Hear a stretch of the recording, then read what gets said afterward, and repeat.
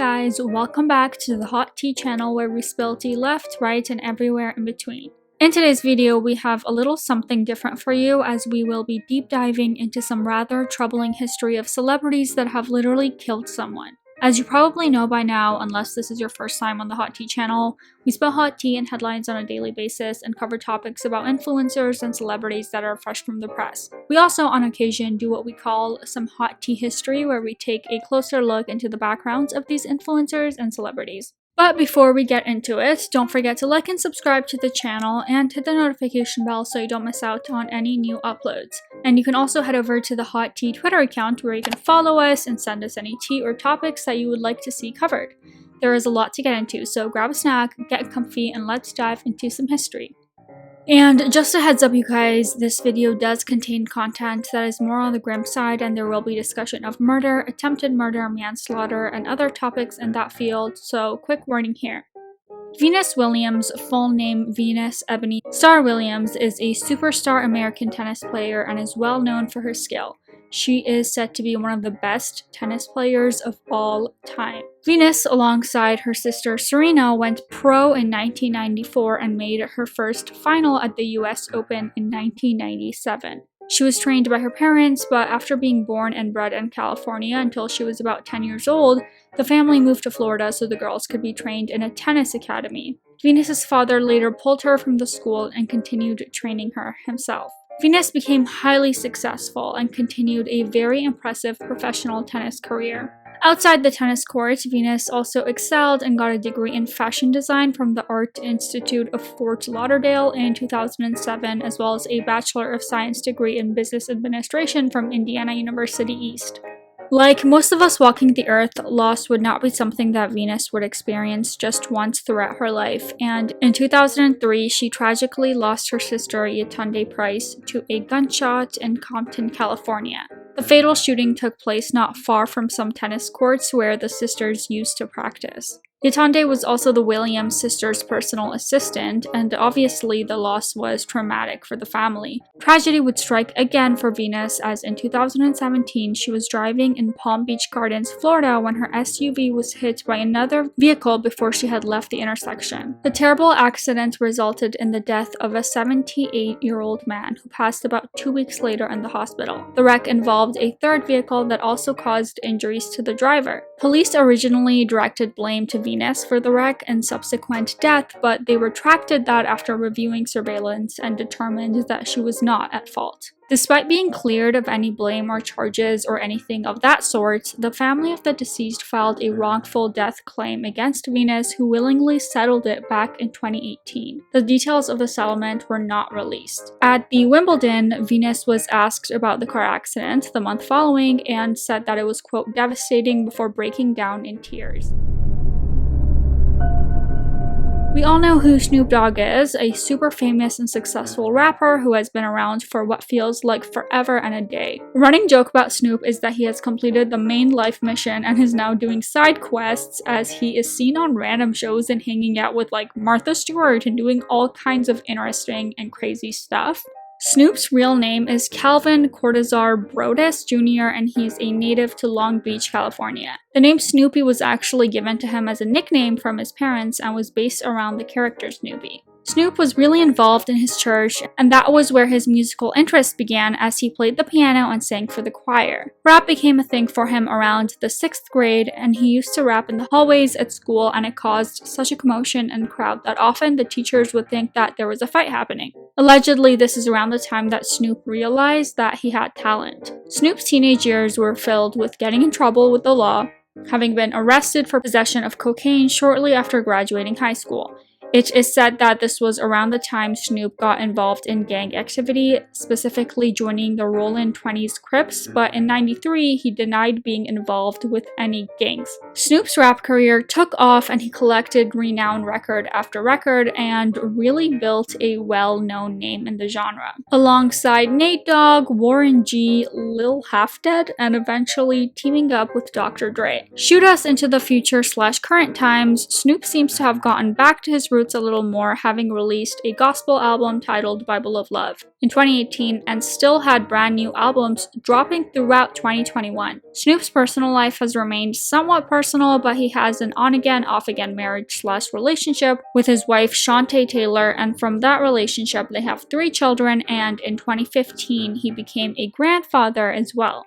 Snoop Dogg has thrown the word cousin around a lot, but he is actually first cousins with Brandy and Ray J, who we will talk about in just a minute. But outside of rapping, Snoop also claimed that while the pimp persona is something many in the rap game take on, he was actually about that life and was a professional pimp for about a year between 2003 and 2004. But his history isn't all blunt raps and tasty cooking. There has been some tragedy and unsettling allegations in there as well. Snoop's record has plenty of drug charges, but he was also sued for SA in 2005 and as recently as February 2022. Allegedly, the woman is suing Snoop for $10 million and claims that the assault happened after a concert in May 2013 in Anaheim, California. The accusation has been denied from Snoop's camp. In 1993, Snoop was arrested in connection with the murder of a rival gang member. The victim was allegedly shot by Snoop's bodyguard during what seems to have been a possible drive-by. Snoop's arrest was based on the fact that he was driving the vehicle, which connects him to the homicide. Both Snoop and his bodyguard were charged with murder, but were acquitted in February 1996. And listen to this, the person that defended them in court? Johnny Cochran, the same lawyer that defended OJ. Snoop was defending his case in the court while simultaneously releasing the album Murder Was the Case. Snoop's murder trial will apparently be turned into a Star series by Curtis Jackson, more known as 50 Cent. Snoop is generally very excited about this project and has said, quote, "I am excited to finally tell the story of Murder Was the Case. This was a pivotal moment in my life and career, and I've deliberately waited until I found the right partner to bring this to the screen." This was announced back in December 2021, so when exactly it will be released has yet to be stated. Having such a track record ended up being something rather difficult for Snoop to deal with professionally on occasion, as once during 2007 he was meant to be in attendance for the MTV Australian Video Music Awards, and the Department of Immigration and Citizenship basically banned him from Australia because of his criminal record. They did later lift that ban and say that they had reviewed his history alongside his more recent work and behavior in the country, including his charity work, and the assessment came back that he was not a threat to the community. From one pooch to another, Dog the Bounty, or rather Duane "Dog" Chapman, came to our TV screens with the show that documented his adventures as a bounty hunter. Alongside his wife, Beth Chapman, who passed away from stage 4 cancer back in 2019, the pair would hunt criminals with their family and friends, and it made for pretty good entertainment. Duane ended up in some hot water after an audio tape was released of him repeatedly using the N-word. The tape was sold to the National Enquirer, and it took basically moments for the media to take off with the story, of course, and rightfully so. Duane did make a formal and public apology on the Larry King Show, but while all of this was going on, Dog the Bounty Hunter, the show, was on a bit of a break. Before any of the fame or television series happened, Duane was actually the one who was on the other side of the bail. In 1976, Duane was arrested and convicted of first-degree murder and charged with 5 years of prison. The incident happened in Texas, and Duane was waiting in the car while a friend went to buy some weed from a connection. While Duane was waiting in the car, something went wrong with the transaction, and his friend shot and killed the 69-year-old dealer. Duane served 18 months in the Texas State Penitentiary in Huntsville, Texas. On to Dog cousin now, Brandy, cousin of Snoop Dogg, real name Brandy Norwood. Well-known singer, songwriter, model, and actress, Brandy was born in Mississippi but raised in good old Star-Macon, California. Brandy has sold millions of albums, literally over 8 million, but really blew up after the release of the song The Boy Is Mine with Monica. This song went on to be one of the best-selling female duets of all time. Brandy has been in movies including classic slasher film I Know What You Did Last Summer, the original, as well as multiple TV shows like Dancing with the Stars, and she even went on to film a documentary about the birth of her daughter. Brandy was raised in a Christian home, and not unlike her rapper cousin Snoop, she got involved in the choir and sang gospel. She attended the Hollywood High Performing Arts Center, was a huge Whitney Houston fan, and briefly dated Kobe Bryant. She went to prom with him. Some tragedy stuck for Brandy and others through 2006 when Brandy was involved in a fatal vehicle collision on the 405 in LA. On December 30th, Brandy was going around 65 miles an hour, and according to police reports, she did not realize that the cars in front of her had slowed down quite a bit. This resulted in her crashing into a car driven by a 38-year-old who later died of injuries. It was later realized that what happened was the now deceased driver hit the car in front before abruptly hitting the car's brakes before Brandy collided at all. Blood works showed that there was marijuana in the victim's system at this time as well. And because of that analysis and results, Brandy was not arrested or charged, but there were multiple lawsuits filed against her from the affected families. The parents of the deceased filed a $50 million wrongful death suit. The husband sued for an undisclosed amount to cover funeral and hospital expenses. Two other drivers that were involved sued for undisclosed amounts, and the children of the deceased got $300,000 each. All the cases were settled outside of court, including the wrongful death suit from the parents, which was dropped before settling. In 2009, Brandy talked about the tragic event and said, quote, "The whole experience did completely change my life, and I can say that I think I'm a better person from it." She continues, "My heart goes out to everyone involved. I pray about it every single day." Johnny Lewis was a Hollywood-raised actor mainly known for his role on Sons of Anarchy. He was also in Drake and Josh and The OC, as well as an episode of Smallville. He dated Katy Perry for a short time between 2005 and 2006 and went to have a daughter with the actress Diane Gaeta in 2009. The couple did not stay together but attempted to live together for the sake of the baby. That didn't end great, and it turned into a difficult custody battle that John eventually lost. While he was raised in a Jewish household, his family also practiced Scientology, and his parents were actually the highest level that you can be within the church. Johnny was in Scientology training films and was also a sponsor of the rehab program. In his early 20s, he left the church. Johnny started getting into trouble with the law around 2011, and it was said that this behavior was the direct effect of some brain trauma due to a motorcycle accident that he suffered. After that accident, MRIs and tests were recommended, but Johnny declined everything. Even his father stated that he had tried to get psychiatric help for his son, but he just wouldn't comply. This was when the erratic and bizarre behavior began. The first arrest was after a fight that he got into with two other men, and he allegedly struck them in the head with a bottle. Johnny pleaded no contest to assault with a deadly weapon for that. And then about 6 weeks later, he attempted to break into a woman's home and pleaded no contest to that as well. This started to concern the probation officials as they considered that he could be a threat to the community, and he was released from jail on September 12, 2012. 5 days later, he and his 81-year-old landlady were found dead in their home. The victim ran somewhat of a bed and breakfast for up-and-coming performers and actors, and Johnny had lived in the home back in 2009, but recently had moved back in.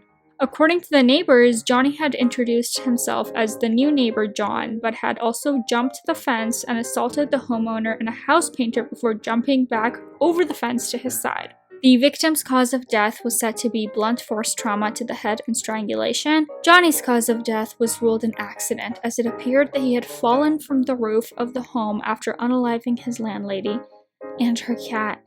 It had been rumored that Johnny could have possibly been on drugs when this happened, as he did have a history of drug abuse, but the toxicology reports came back negative. It is said to be clear that this is a case of undealt with head trauma, and the effects are honestly terrifying and heartbreaking. The creator of Sons of Anarchy called Johnny a very talented guy who unfortunately lost his way. The creator continued that while he wished he was surprised by this event, he was not, and he was deeply sorry that an innocent life was thrown into his destructive past. He ends up by saying, quote, "Yes, it's a day of mourning, but it's also a day of awareness and gratitude. Sadly, some of us carry the message by dying." Most likely, if you have access to the internet, you know exactly who Caitlyn Jenner is. Olympic champion and well known for marrying Kris Jenner in 1991, and then having 2 children with her who we all know quite well. Before Caitlyn was married to Chris, she was married twice prior, and Caitlyn has a total of 6 children. Kate came out as transgender in 2015 and had a show called I Am Kate, which focused on her transition. Caitlyn is also a member of the Republican House and has been involved in politics for the past couple of years, even though when she ran as a replacement candidate in the 2021 California gubernatorial recall election, she only gained 1% of the vote. While she is a trans activist, she has received quite a bit of backlash from the LGBTQ+ community due to her opinions and thoughts on trans issues. A bit like Miss Blair White, the two of them have actually hung out, and Blair seems to be a fan of Kate. In amongst gaining attention and hitting headlines for being in the Kardashian clan, as well as her athleticism and her transition, Caitlyn Jenner has actually hit headlines for more disturbing and heartbreaking reasons in the past. In 2015, there was a multiple vehicle collision in Malibu, California, and there was one fatality, actress and animal rights activist Kim Howe. There have been many different accounts of what exactly happened that day, and even the number of injured has varied in reports, but the fact of one fatality is certain, and it was Caitlyn's car that hit Kim's car. The day of the accident, Caitlyn was driving her car and hauling an off-road vehicle on a trailer behind her. In front of her, a car slowed for a traffic light and Caitlyn steered into another lane to avoid them. At this time, she rear-ended 2 vehicles, and this caused Kim's car to be pushed into oncoming traffic and subsequently struck head-on by a Hummer. Caitlyn would have faced up to a year in jail if found guilty of vehicular homicide, and even though some investigators allegedly said that she was driving unsafely for the prevailing road conditions, Caitlyn's attorney said that she was not at fault and this was not a criminal wrongdoing. The attorney said that this case was heartbreaking but, quote, not necessarily a criminal matter, and the courts seemed to agree. While no criminal charges were filed, there were 3 civil lawsuits against Kate from the victims, stepchildren, as well as other drivers that were involved in the collision. The amounts of these lawsuits were not disclosed. And that is going to be it for today's video, you guys. Thank you so much for watching, and each one of these cases is so sad and definitely a reminder to be more careful. Don't forget to give this video a thumbs up and hit the notification bell after you subscribe so you don't miss out on any new videos, as we do post every single day. If you enjoyed this video, leave a comment down below as I look forward to reading through them, and maybe we can do more videos like this in the future. And for now, here is finally some cheerful stuff.